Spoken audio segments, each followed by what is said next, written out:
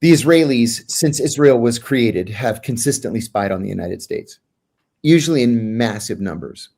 On my very first day at the CIA, I was in the auditorium with 300 other new hires, and we put our hands in the air and we swore an oath to protect the Constitution against all enemies, foreign and domestic. And then this parade of senior CIA officers came into the auditorium and began briefing us. You know, the director, welcome to the CIA. I hope you all have long and rewarding careers. And the head of HR, you know, be sure to fill out your health insurance form. And then the director of security. The director of security talked about counterintelligence.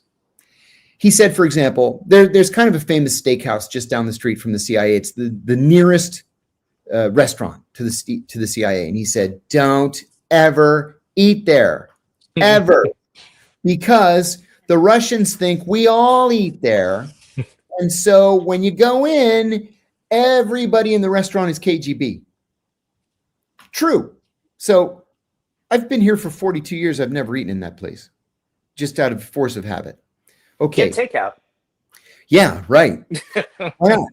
One of the things he said, though, is we were talking about deep cover, which was new to me. I was all of 4 hours in the CIA at that time. And he said, for example, at the Israeli embassy here in Washington, there is a Mossad officer and a Shin Bet officer. They are what's called declared. So these officers arrived, and the Israeli ambassador came to CIA headquarters with them and said, these officers are intelligence officers. One is Mossad, one is Shin Bet. They're here to be liaison to you. And so they're going to come and cooperate, and we trade information and, back and forth. He said, the FBI has so far identified 187 undeclared Israeli intelligence officers spying on the United States, mostly at defense contractors all across America. He said the FBI says that there are more deep cover Mossad agents spying on us than there are KGB agents spying on us. And what they're interested in is defense hardware. Now, as a general rule, we give the Israelis just about everything that we have. Just about. And the reason I say just about is, as an example, let's use the F-35. Okay, the F-35 is supposed to be the greatest fighter ever created. It's the fighter to defeat all other fighters. And the Israelis came to us and said, we want the first F-35s, right? We want to be the first F-35 foreign customer. We said, okay, great. We're going to give you guys the first F-35s, but we're going to call them F-35I, I for Israel. And we're going to just very slightly degrade the avionics, just in case, God forbid, one doesn't get shot down over Iran or over Syria, and then the Russians get it or the Chinese get it, and they copy our avionics. And they said, no, we want the F-35. And we said, well, no, you can't have the F-35. It's going to be the F-35I. So we sold them the F-35I. So they just decided to steal the avionics.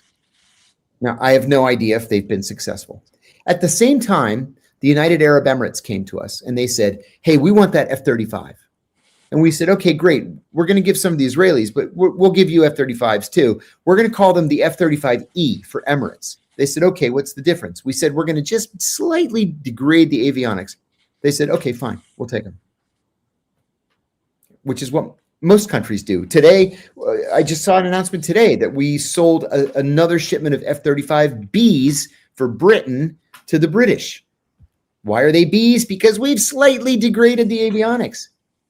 But the Israelis don't want to hear it. They want everything.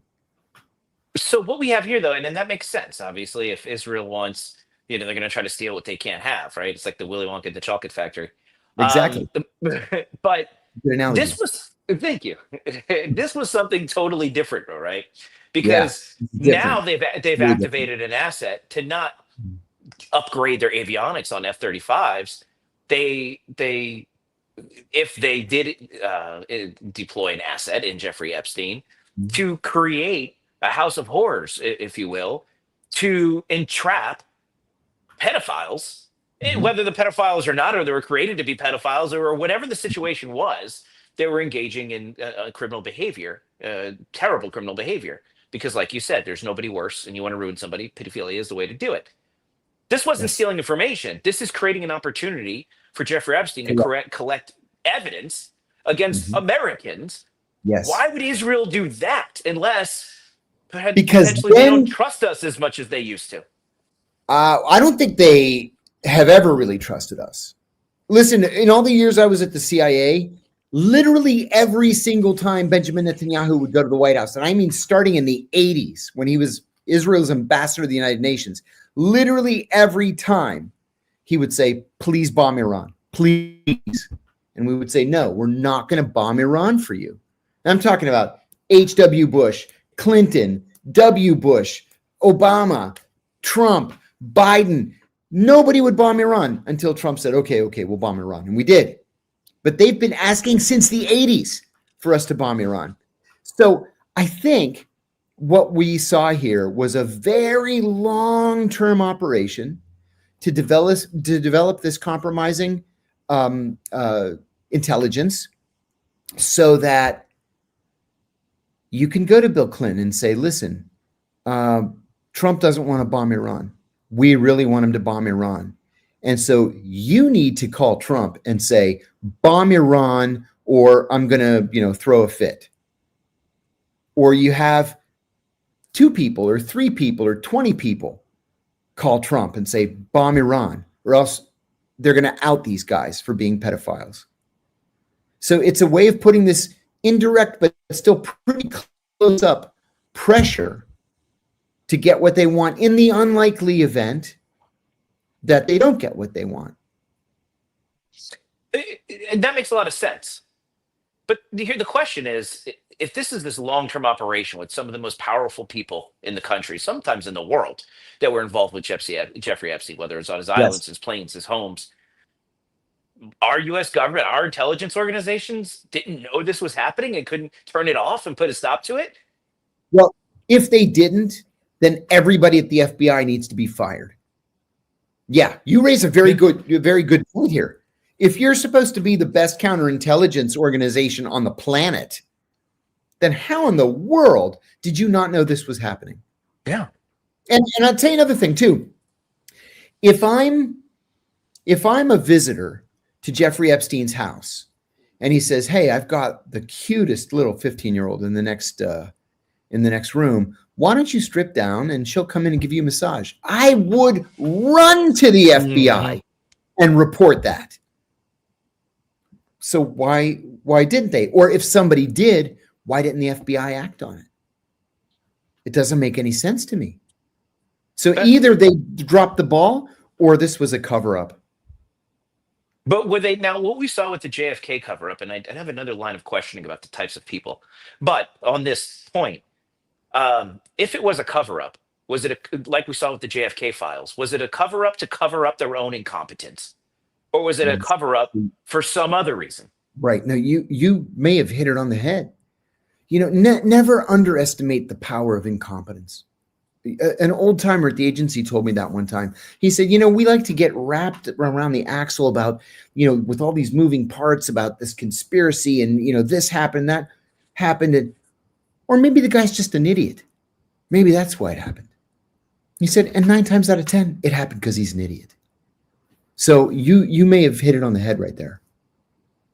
So, assuming that we were just negligent, which, if you saw what happened in Butler, Pennsylvania, you see how Exactly. it can happen. Exactly. Good point. Assuming we're just negligent, and Israel, again, all of these are assumptions because we don't have the information, which is why everyone's so upset. Assuming, but you were in the CIA, so you know what you're talking about here. So, but assuming that this is accurate, right? Israel activated Jeffrey Epstein to create all of this essentially blackmail to encourage the United States to kind of do Israel's bidding against Iran or whoever their enemies might be. We missed it because we can be incompetent at times. Mhm. Um, here's the kind of the bigger issue, right? And we've heard, again, going down conspiracy lane, you've heard things like Pizzagate, and you hear things like, these Diddy freak offs and all of Diddy's alleged victims, and you